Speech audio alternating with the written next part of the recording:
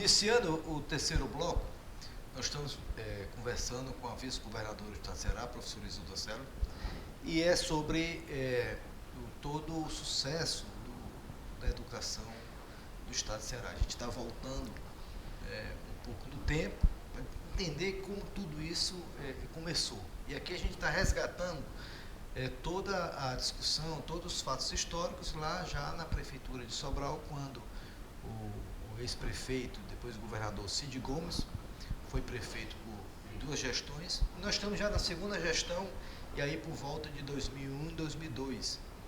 E a professora Isolda estava comentando sobre diversas mudanças que foram produzidas já na gestão educacional em Sobral, e entre elas, vamos dizer assim, uma autonomia ou descentralização educacional, em que se cobrava resultados das escolas e que a seleção de diretores passava a ser feita por outros critérios. Pergunto, isso gerou uma mudança, essa mudança gerou alguma reação, dado que é uma mudança de cultura, né, professor Isolda? E no Brasil não se tinha experiência até então, eu não conheço. Quer dizer, vocês iniciaram muito precocemente esse debate que hoje no Brasil, que é a gestão por resultados. Olha, eu não considero que tenhamos tido grandes resistências, não. A comunidade absorveu muito bem? Muito, de forma progressiva, e eu acho que de forma relativamente tranquila, aderiram, sabe? Eu quero voltar aqui uma primeira palavra com relação à história da decisão política. Nós tínhamos critérios claros. É verdade que era um processo assim de alta energia. Isso. Nós tínhamos a definição de metas, a definição clara de prioridades, nós tínhamos medidas relacionadas àquelas prioridades. Nós trabalhávamos no âmbito também na dimensão de apoio aos professores, formação dos professores, apoio para o desenvolvimento da sua rotina de sala de aula. Nós fazíamos avaliação de forma permanente, e aquelas avaliações, elas tinham um papel, tinham um valor gerencial. Nós trabalhávamos com essas informações de forma gerencial, com cada escola. A senhora, como psicóloga, achou que mexeu com a autoestima do professor daquela época? Com certeza, porque os professores... Qualquer um de nós, está lá porque gosta, porque é o sucesso. Eu acho que nós gostamos de ver o resultado do nosso trabalho. Esse é um elemento de valorização, eu acho, do profissional, que às vezes é esquecido, mas ele tem muito peso. E as pessoas viram que nós tínhamos critérios e que nós éramos coerentes com aqueles critérios. Então as pessoas passaram a acreditar, Passaram a acreditar. Eles liderando isso. Exatamente. Assim, aquela regra que se estabelecia, ninguém atravessava. Excelente. Ninguém atravessava a regra. Então, eu acho que isso passa para as pessoas, dá crédito. E as pessoas passam também a ter mais gosto de fazer a sua parte. Porque a gente que está na gestão, vice-governador, muitas vezes acha que, não, processos resolvem, um prédio novo resolve, mas o que resolve muito é você mexer na autoestima e o estímulo às pessoas a fazer o seu trabalho da melhor maneira possível. Quando a escola foi ganhando força, né, assim, para cumprir bem o seu papel, e cumprir o seu papel significa, inclusive, ajudar o professor na sala de aula, entender que o centro de tudo é o professor. É o professor na sala de aula, é o processo de ensino-aprendizagem, é a criança ali é o essencial. Exatamente. Isso tem muita valia, porque o professor, como regra, ele é muito abandonado à sua própria sorte. E ele está ali... Por mais que ele tenha vocação... Por mais que tenha vocação, é difícil, sabe? Então, quando ele percebe que tem uma escola que está organizada em função do trabalho deles, isso faz muita diferença. Então, fez grande diferença? Faz muita diferença. A época fez grande diferença. Com certeza. E nós tínhamos um trabalho também de acompanhamento de 1 por 1. Aluno por aluno? Aluno por aluno. Aluno por aluno, nenhum a menos. Então era muito... Porque, além, nós não perseguíamos média. Entendi. A nossa meta era, assim, aprendizagem, mas de todos. Então, ninguém podia ficar para trás. O Instituto RCN continuou com vocês naquela época? Nós tivemos nessa gestão um apoio muito importante de um programa, especialmente ali nos 2, 3 primeiros anos, de um programa chamado Escola Campeã, que era um programa do Instituto Ayrton Senna, na época, numa parceria com a Fundação Banco do Brasil. Isso. Era um programa que não dava dinheiro para o município, né? Não se tratava disso, mas tinha uma interlocução muito importante, muito valiosa, para nos ajudar a enxergar algumas coisas.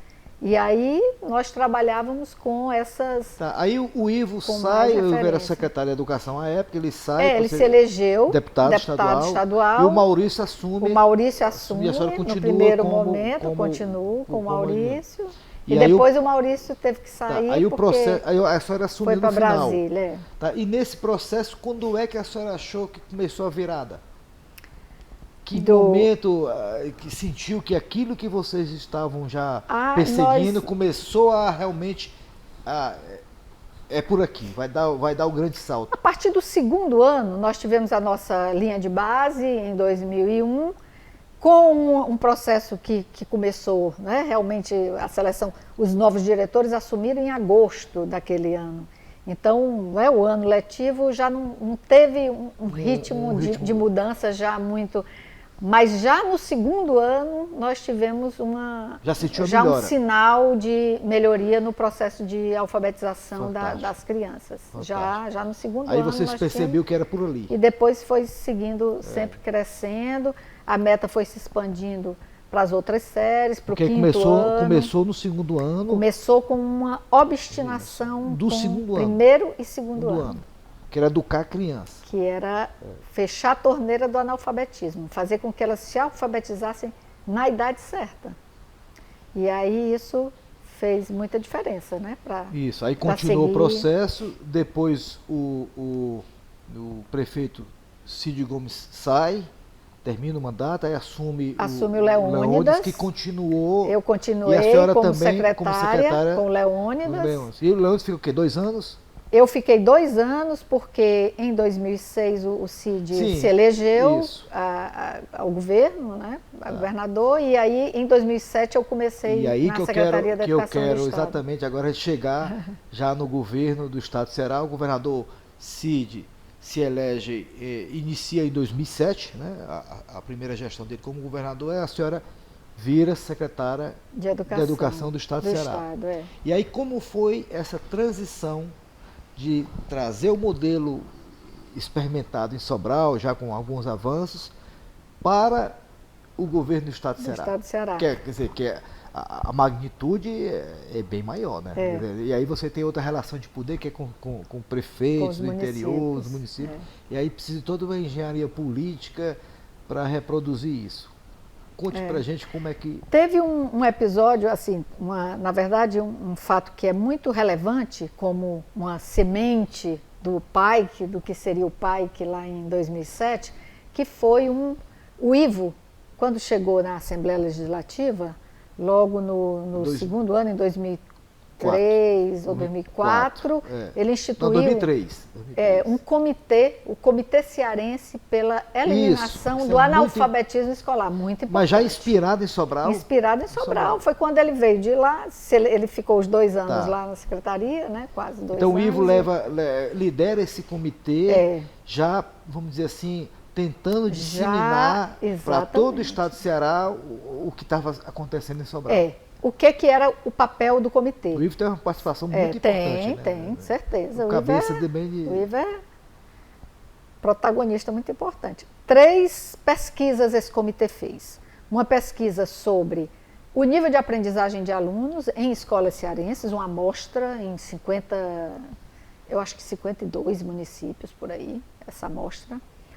Uma pesquisa com escolas para saber como que as escolas se organizavam para alfabetizar seus alunos, também amostral, e uma pesquisa com universidades para saber o que os cursos de pedagogia, os cursos de educação tinham, ofereciam como ferramentas importantes em suas disciplinas e tal, para ensinar os futuros professores a alfabetizar. Pronto, essas 3 pesquisas foram reveladoras de que aquilo que a gente viveu em Sobral, não é? Era, na verdade, era uma situação completamente ímpar. Eu digo assim, o que a gente viu em Sobral no início, né, com relação, era o panorama do Estado, as crianças estavam realmente analfabetas, já terminando, mesmo terminando a segunda série, né, que hoje é o 3º ano. As escolas não tinham processos estruturados de alfabetização, como regra, e as universidades, os currículos dos cursos de formação de professores eram também, muitos deles, grandes vazios com relação ao processo de alfabetização. E todo esse diagnóstico... Então não podia dar certo. Esse diagnóstico ele foi documentado, evidentemente. Sim, né? Foi tudo tem um relatório. Tem um relatório do comitê.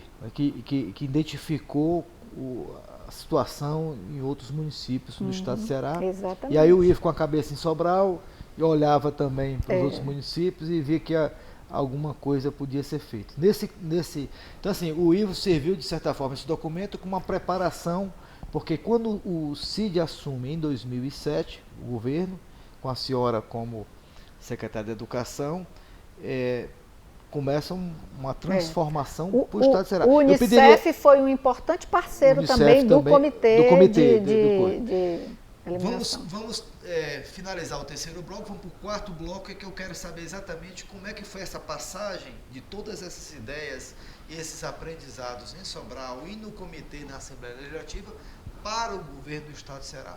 Isso a gente fica para o 4º bloco. Até lá.